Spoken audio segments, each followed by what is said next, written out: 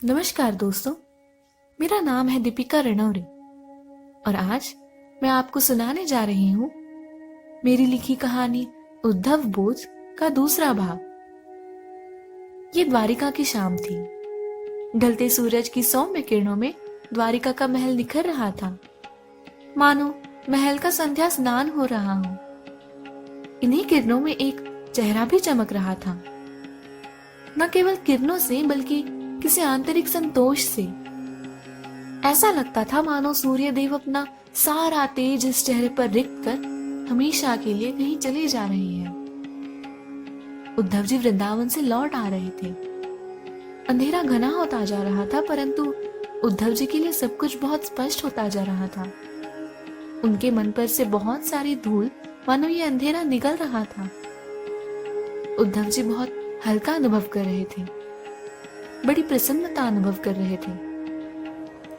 उद्धव जी के रथ की आहट सुनाई दी तो कक्ष में बैठे श्री कृष्ण का चेहरा भी खिल उठा। सुबह जो चेहरा दुखी, कष्टी और व्याकुल लग रहा था, थका हुआ, बीमार लग रहा था, वही चेहरा इतना प्रसन्न, खिला हुआ और तेज पुंज कैसे लग रहा था। उद्धव जी के कदमों का आभास हुआ तो श्री कृष्ण पलंग पर लेट गए, मानो एक क्षण में कितनी ही कमजोरी आ गई हो। उद्धव जी कृष्ण के सामने आकर खड़े हो गए। कुछ अलग ही लगते थे उद्धव। सुबह के भांति चेहरा शांत और गंभीर नहीं लगता था, थोड़ा व्याकुल, थोड़ा प्रेम से सजा हुआ लगता था, सौम्य लगता था। कृष्ण मानो यही देखना चाहते थे, मगर उन्होंने नैन मूंद लिए थे। अपनी आंतरिक प्रसन्नता छुपाने का यत्न कर रहे थे वो। उद्धव जी कक्ष में आए तो कृष्ण को लेटा देखकर खुद से ही मुस्कुरा दिए। कृष्ण के पैरों के पास बैठे और लीलाधर के पैर दबाने लगे। कृष्ण ने धीरे से आंखें खोली और बड़े कष्टी स्वर में कहा, लौट आए उद्धव। कैसे है मेरे ब्रजवासी? कैसी है मेरी मैया और मेरे बाबा? मुझे वहां कोई याद भी करता है या नहीं? सुबह तो आपने मुझे ये कहकर भेजा था कि मैं जानता हूं मेरे विरह की वेदना वृंदावन को आज भी है, और अब पूछते हैं कि मुझे वहां कोई याद भी करता है या नहीं।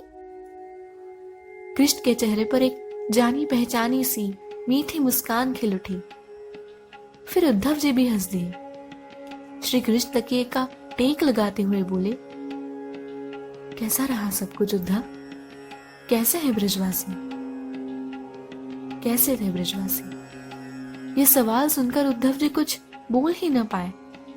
उनकी गर्दन झुक गई और नैनों से अश्रुधारा बहने लगी। उद्धव जी के नैनों से बहते आंसू कृष्ण की चरणों का अभिषेक करने लगे।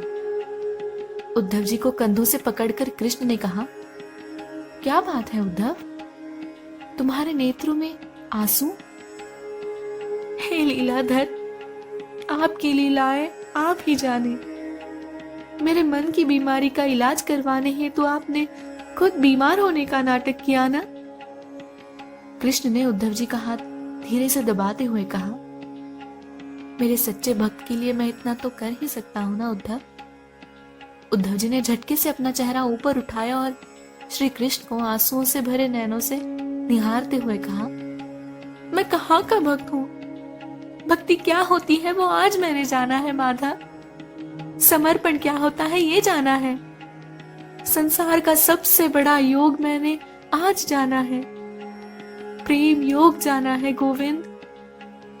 उद्धव जी का उत्तर सुनकर श्री कृष्ण की आंखें पल भर चमक उठी और फिर उन्होंने मूंद ली। मूंदे हुए नैन मल्हार बन के बरस ही रहे थे, मगर उद्धव जी ये कहाँ देख पा रहे थे। उनकी भी तो नजर को आंसुओं ने धुंधला बना दिया था।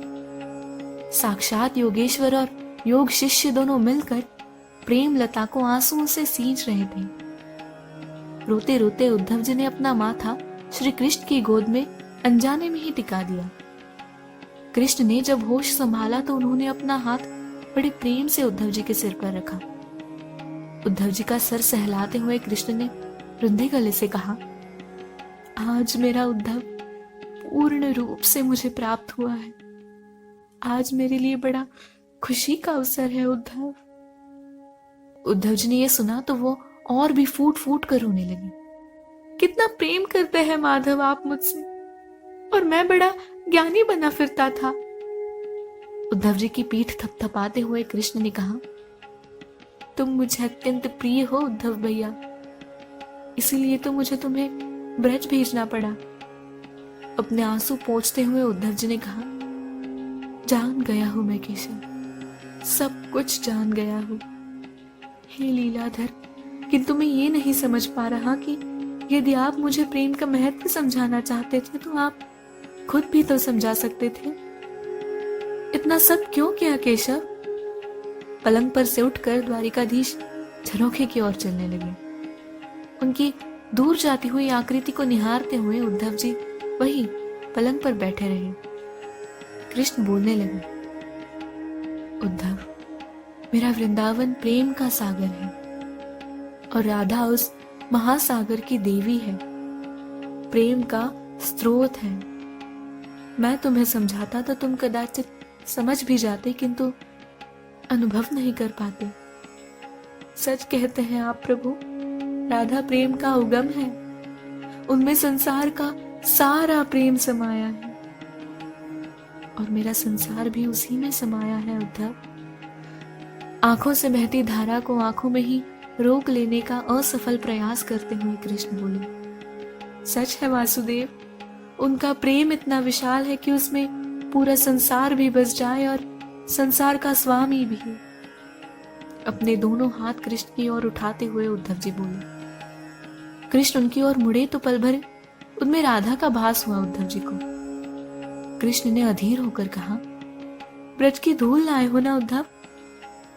लाया हूं लीलाधर, लाया हूं। कहते हुए उद्धव जी उठे और कक्ष के बाहर चले गए। लौटे तब हाथ में एक बड़ी सी थाली थी जिसमें वृंदावन की धूल थी, जिसकी महक फूलों से भी प्यारी थी।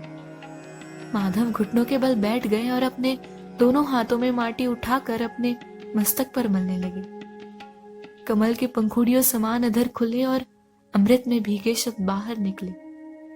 ये स्पर्श मुझे चंदन से भी अधिक शीतल लगता है, सुहावना लगता है उद्धव।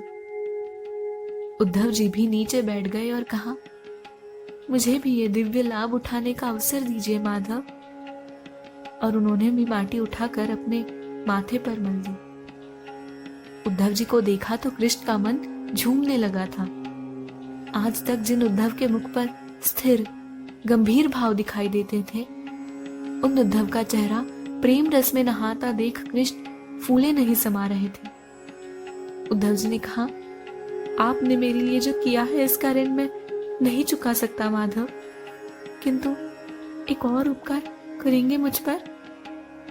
कहो ना उद्धव, क्या चाहते हो? बड़ी उत्कंठा में आकर कृष्ण ने पूछा।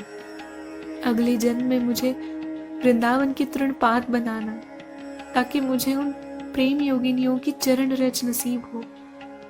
मेरा अस्तित्व पावन हो जाएगा। ये सुनकर कृष्ण के मीठे अधरों पर और भी मीठी मुस्कान खिल उठी। तथास्तु।